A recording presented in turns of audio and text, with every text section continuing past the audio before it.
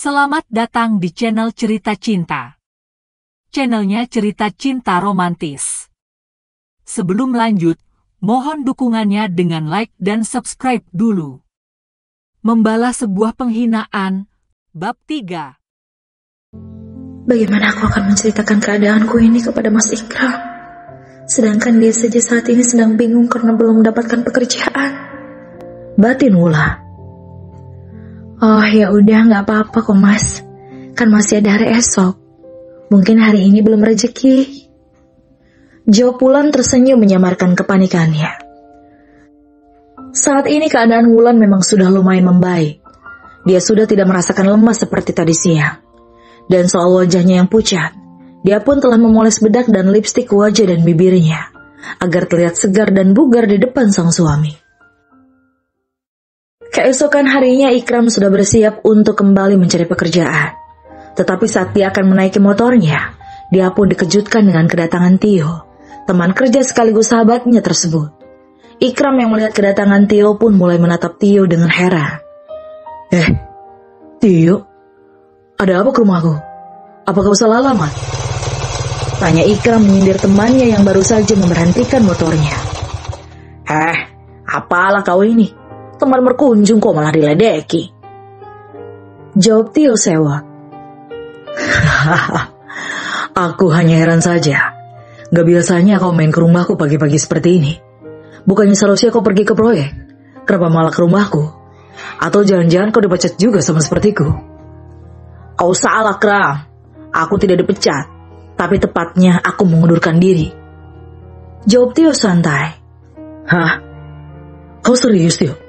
Untuk apa kamu mengundurkan diri? Apa kau tidak tahu jika zaman sekarang ini mencari pekerjaan sangatlah susah? Tanya Ikram yang heran. Kamu tenang saja. Aku sudah mendapatkan pekerjaan yang baru. Dan untuk pekerjaan di proyek, aku sudah mengganti namaku dengan namamu. Jadi kau tak perlu repot-repot untuk mencari pekerjaan lagi. Ucap Tio tersenyum menatap Ikram. Maksudmu kau memberi namamu agar aku bisa bekerja lagi di proyek?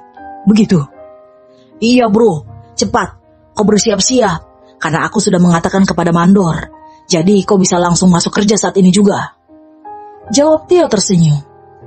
Tiba-tiba Ikram langsung memeluk tubuh Tio, sambil berulang kali mengucapkan kata terima kasih. Terima kasih teman, aku berjanji akan membalas kebaikanmu suatu saat nanti. Ucap Ikram sambil memeluk Tio.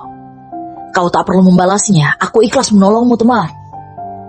Dan akhirnya mereka pun tertawa bersama. Setelah itu Ikram langsung masuk ke dalam rumah untuk berpamitan dengan anak istrinya. Dan setelahnya mereka langsung pergi menuju proyek. Sesampainya di dalam proyek, Ikram pun disambut dengan ramah oleh semua teman-teman satu kerjanya. Selamat datang lagi Ikram, kami senang kau kembali. Iya, kami semua sempat terkejut dengan keputusan pengawas. Kenapa kau yang kena pecat? Padahal kau kan bekerja dengan sangat rajin dan rapi. Iya, aku juga tidak tahu bang. Mungkin memang sudah nasibku saja bang. Jawab Ikram tersenyum. Kau harus berterima kasih kepada Tio, karena dia mau mengganti namanya dengan namamu. Kau ini bicara apa sih? Aku melakukan ini juga semua karena sudah mendapatkan pekerjaan yang baru. Jangan terlalu berlebihan. Jawab Tio menimpali. Ya sudah, kalau begitu aku pamit pulang ya. Teman-teman, sampai jumpa lagi di lain hari ya. Dan kau Kram, bekerjalah yang baik agar kau tidak dipecat lagi. Ucap Tio menggoda Ikram. Siap bos, terima kasih sekali lagi. Kata Ikram tulus. Iya, kalau begitu aku tinggal ya. Kata Tio menepuk bahu Ikram. Setelah itu ia berlalu pergi meninggalkan gedung proyek. Ikram pun hanya menatap kepergian Tio yang mulai menjauh. Dia berkata di dalam hati, jika akan membalas kebaikan temannya itu suatu saat nanti. Tidak terasa 6 bulan pun sudah berlalu semenjak kejadian pemecatan itu. Dan saat ini Ikram masih tetap bekerja di proyek. Karena sebenarnya dia memang sangat mencintai pekerjaannya itu. Ikram mempunyai potensi di bidang pembangunan. Jadi walaupun gajinya tak banyak, tapi itu adalah keahliannya. Sedangkan Wulan, keadaannya semakin hari semakin memburuk. Dan Wulan masih betah ingin menutupinya dari sang suami. Karena sebenarnya Wulan sudah merasa kecewa terhadap suaminya. Selama 3,5 tahun mereka menikah, tetap saja tidak ada perubahan dalam kehidupan mereka. karena penghasilan Ikram masih sama dan semakin tidak mencukupi kebutuhan sehari-hari. Ditambah lagi, karena diam-diam Wulan harus membeli obat di apotik terdekat untuk meredakan rasa sakit yang ia derita. Itu juga yang menjadi salah satu penyebab keuangan yang Ikram berikan semakin tidak mencukupi. Mas, kenapa gajinya semakin sedikit setiap minggunya? Apa Mas tahu jika kebutuhan kita itu bertambah banyak dan apa-apa semakin mahal, Mas? Ucap Wulan menahan emosi. Iya, maaf ya, Dek. Karena cuaca hujan, jadi proyek tidak memperbolehkan untuk kami bekerja. Ya sudah, mulai besok malam Mas akan mencari pekerjaan tambahan ya, Dek. Ya sudahlah, terserah Mas. Maaf kalau aku sempat marah tadi. Gak apa-apa kok. Kamu berhak marah, supaya Mas bisa mengerti dengan keinginan kamu. Maaf, kalau Mas belum bisa membuat kamu dan Cinta bahagia. Tapi Mas mohon, tolong jangan tinggalkan Mas apapun keadaannya. Pinta Ikram memohon memegang tangan Wulan. Setelah itu Ikram pun langsung memeluk Wulan tanpa mendengar jawaban dari mulut Wulan terlebih dulu. Karena dia yakin, pasti istrinya itu akan selalu setia menemaninya di saat susah maupun senang. Maaf Mas, tapi mungkin kali ini aku gak bisa berjanji sama kamu. Jika keadaanku semakin memburuk, mungkin aku akan pulang ke rumah orang tuaku, Mas. Aku gak sanggup jika harus menyusahkan kamu yang sudah sesusah ini. Batin Wulan. Setelah itu pun mereka memutuskan untuk tidur, karena hari sudah menjelang malam. Pagi menjelang, dan saat ini mereka sedang menikmati sarapan pagi ala kadarnya. Wulan harus berhemat. Jika tidak, uang yang diberikan oleh suaminya pasti tidak akan cukup sampai minggu depan. Mas, panggil Wulan setelah menyelesaikan sarapannya. Ada apa, Dek? Aku pengen kerja, Mas. Kerja apa, Dek? Terus kalau kamu kerja, anak kita sama siapa? Dia bisa aku titipkan ke Ibu Aisyah, Mas.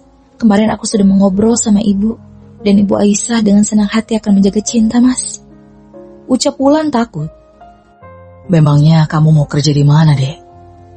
Di restoran, Mas, yang ada di depan jalan besar, di samping Bank BSI. Namanya restoran Daun Kipas. Mereka lagi cari waiters, Mas. Aku diberitahu oleh Winda, anak Ibu Aisyah. Boleh ya, Mas? Aku ingin sekali kerja. Lumayan untuk tambah-tambah penghasilan kita, Mas. Mohon, Wulan. Apa kamu yakin, Dek, bisa membagi waktu untuk keluarga kita? Lagian jadi waiters itu juga capek kerjanya. Mas takut kamu kelelahan. Ikram mengucapkan itu dengan khawatir. Aku bisa, Mas. Dan aku kuat. Please, Mas, kasih aku kesempatan. Aku juga ingin melihat dunia luar, Mas. Ucap Wulan menunduk. Ikram pun terkejut saat mendengar perkataan istrinya yang baru saja ia dengar. Memang benar, selama Wulan berada di Jakarta, Ikram tidak pernah membawanya jalan-jalan, apalagi makan di restoran ataupun main ke mall. Ikram baru sadar, jika dia memang sangatlah miskin dan tidak berguna menjadi seorang suami. Bahkan membahagiakan anak dan istrinya saja dia tidak mampu. Ikram selalu menghabiskan waktunya untuk bekerja, karena sangat takut jika istrinya merasa kekurangan. Maaf ya, Mas baru sadar, jika beberapa tahun kita bersama ternyata Mas tidak pernah membawamu untuk sekedar jalan-jalan. Ucap Ikram yang sedih.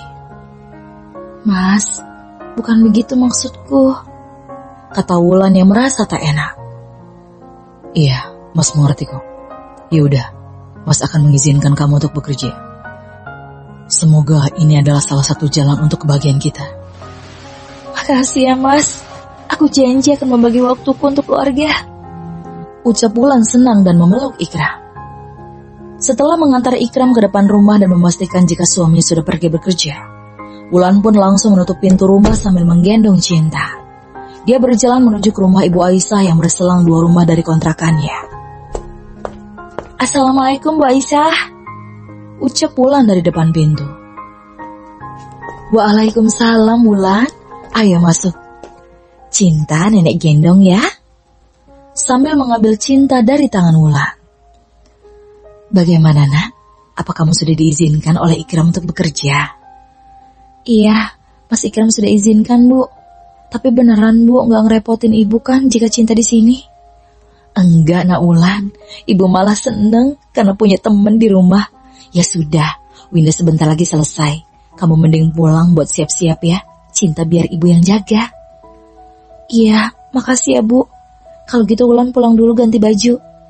Sayang, jangan nakal ya sama nenek, ucap Wulan kepada Cinta. Iya, Wanda, jawab Cinta tersenyum. Iya, Cinta memanglah anak yang sangat pintar dan mudah dekat dengan siapapun. Apalagi dengan Ibu Aisyah. Mereka sudah sangat akrab bagaikan nenek dan cucu kandung. Jadi tidak susah untuk Wulan jika harus meninggalkan Cinta dengan Ibu Aisyah yang akan menjaganya. Beberapa menit kemudian Wulan pun kembali lagi ke rumah Ibu Aisyah. Dan dengan setelan rok hitam dan baju kaos panjang. Wah, Mbak Wulan tampil beda hari ini. Sangat cantik. Biasanya kan dasaran terus di rumah. Jarang-jarang Mbak berpakaian seperti ini. Beneran cantik deh Mbak, kayak ABG. Puji Winda yang baru saja keluar dari kamarnya. Ah, kamu bisa aja sih Dek mujinya. Yaudah yuk berangkat. Ntar lowongannya udah dimasukin orang gimana? Tenang aja Mbak, aku udah telepon temen aku yang waitress di sana kok. Kalau aku mau masukin Mbakku, jawab Winda. Bu, aku pamit ya sama Mbak Wulan. Dadah deh Cinta, jangan nakal sama nenek, ucap Winda. Pamit ya Bu, Cinta tunggu Bunda pulang ya. Iya Bunda. Dan Wulan pun langsung mencium pipi anaknya karena gemas. Setelah itu mereka langsung menaiki motor Winda dan pergi menuju ke kafe Daun Kipas. Sesampainya di sana Wulan merasakan jantungnya berdebar sangat kencang. Wulan merasa nervous sampai mengeluarkan keringat dingin dari tangannya. Mbak kenapa? Tanya Winda. Gak tahu, tiba-tiba panas dingin dan deg-degan dek. Oh biasa itu Mbak. Ya udah yuk, aku temenin masuk. Mereka pun mulai berjalan masuk menuju ke dalam restoran. Setelah itu Winda mendatangi temannya yang sedang berdiri di meja kasir. Hai Nit, panggil Winda kepada temannya. Hai juga Winda, aku seneng mau jadi datang. Iya dong. Oh ya Nit, ini Mbak aku yang mau masuk kerja. Iya. Kenalin Mbak, aku Nita Mbak. Aku Wulan, ucap Wulan ramah. Ayo Mbak, saya antar ke ruang manajernya. Dan Wulan pun mulai mengikuti Nita menuju ke ruangan yang rapi. Dia masuk ke dalam ruangan itu untuk bertemu sang manajer dan melakukan interview. Setengah jam kemudian Wulan pun sudah keluar dari ruangan tersebut. Dan hal itu membuat Winda langsung berdiri dan mendatangi Wulan. Gimana Mbak? Diterima kan? Tanya Winda yang penasaran. Alhamdulillah Mbak diterima deh. Dan besok udah bisa mulai kerja. Selamat ya Mbak. Dan setelah itu mereka pun langsung menuju untuk pulang. Wulan berdoa, semoga penyakitnya tidak kambuh di saat dia bekerja nanti. Karena setelah mendapatkan gaji pertamanya, dia berniat untuk memeriksakan diri untuk check up ke dokter. Hari ini langit berwarna sangat cerah. Karena matahari benar-benar menampakkan wajahnya dengan sempurna, mengeluarkan seluruh panas untuk menghangatkan alam semesta. 1 jam istirahat pun tiba. Para pekerja proyek pun mulai berteduh ke tempat yang terlindungi dari panasnya matahari. Begitupun dengan Ikram. Saat ini tubuhnya sudah dipenuhi peluh yang mulai menetes dan juga wajah Ikram yang berubah hitam kemerahan. Menambah kesan seram jika orang yang tidak kenal melihat tampangnya itu. Ikram, wajahmu jadi sangat menyeramkan, ejek Anton teman kerjanya. Hah, malum lah bang, namanya juga berjemur di panasnya matahari. Pastinya akan jadi hitam padam, jawab Ikram tersenyum. Ikram, kau masih sangat muda loh. Kenapa tidak mencoba cari pekerjaan lain saja sih? Kerja apa bang? Aku hanya tamatan STM, tidak memiliki gelar sarjana. Mana ada perusahaan yang mau menerima aku. Oh, jadi kau tamatan STM? Jurusan apa? Listrik atau bengkel? Bukan keduanya bang. Aku kebetulan di jurusan arsitektur. Menggambar bangunan adalah keahlianku bang. Wah, ternyata kau memiliki kemampuan yang sangat berkelas. Kenapa tidak kau kembangkan saja? Jika memang benar yang kau buat itu bagus dan menarik, pasti akan bernilai tinggi dan bisa menghasilkan pulus yang banyak, ucap Anto. Ya, kau memang benar bang. Tapi sayangnya aku tidak mempunyai kaki tangan untuk melangkah ke arah itu. Zaman sekarang mana ada yang gratis bang. Aku hanya orang pinggiran. Mana ada yang mau meliriku. Bung, jangan patah semangat begitulah. Kau itu kan masih muda. perjalananmu masih panjang. Aku yakin jika kau bersungguh-sungguh pasti kau akan menemukan jalan untuk sukses. Ucap Anton yang menyemangati. Iya, kau memang benar bang. Mulai sekarang aku akan tetap berkarya dan menggambar di waktu senggangku. Jawab Ikram bersemangat. Iya, bagus itu. Aku salut padamu. Karena kau memulainya dari titik yang paling bawah. Menjadi buruh bangunan bukanlah pekerjaan yang mudah. Oh ya, apa kau sudah menikah? Sudah bang. Saya punya anak satu, umurnya 2,5 tahun. Oh, terus apa istri mau bekerja? Tidak bang, dia hanya ibu rumah tangga. Tapi dia akan bekerja mulai besok di restoran. Sebenarnya aku berat mengizinkannya. Tapi apa daya, aku tahu pasti gaji yang aku beri sangat tidak cukup untuknya. Ucap Ikram sedih. Ya, aku mengerti dengan apa yang kau rasakan. Karena aku sudah mengalami terlebih dulu. Bahkan apa yang aku alami lebih menyakitkan lagi. Maksud abang menyakitkan bagaimana? Tanya Ikram yang penasaran. Ya, kau tahulah, jika semua wanita itu sangat mencintai uang. Dulu saat umurku masih muda sepertimu, istriku pun meminta izin untuk bekerja, katanya untuk tambah ekonomi. Tapi sayang, setelah bekerja aku malah memergokinya telah berselingkuh di belakangku. Sungguh tragis bukan? Ucap Anton bersedih. Itu istri Bang Anton. Tidak mungkin kan jika Wulan juga seperti itu. Aku sangat yakin jika Wulan sangat mencintaiku dan tidak akan mengkhianati pernikahan kami. Ucap Ikram mulai berpikir jelek di dalam hatinya. Kau kenapa, Kram? Kau melamun? Kau tenang saja, tidak semua wanita sama seperti mantan istriku itu. Aku yakin, apalagi tampangmu ini tidaklah jelek. Kau sangat maco, pasti istrimu itu sangat mencintaimu. Ucap Bang Anton menghibur Ikram. Iya bang, ayo kita makan bang. Ajak Ikram. Setelah selesai makan, mereka pun melanjutkan pekerjaan mereka sampai pukul 5 sore. Saat dalam perjalanan pulang, Ikram merasa sangat tidak bersemangat dan selalu terdiam. Entah mengapa perkataan Bang Anton tadi siang masih terngiang-ngiang di telinganya. Ada rasa takut kehilangan dan dikhianati seperti yang dialami oleh Bang Anton. Sesampainya di rumah, Ikram langsung memarkirkan motor bututnya di depan teras rumah. Setelah itu dia menuju masuk ke dalam. Assalamualaikum dek. Ucap Ikram memberi salam. Dia pun melihat ke sekeliling ruangan, tapi tidak menemukan anak dan istrinya. Dan Ikram langsung berjalan menuju ke arah dapur. Saat di depan dapur, Ikram bisa melihat jika istri cantiknya itu sedang memasak sambil bernyanyi senang. Sangat damai rasanya melihat istrinya bertingkah sebahagia itu.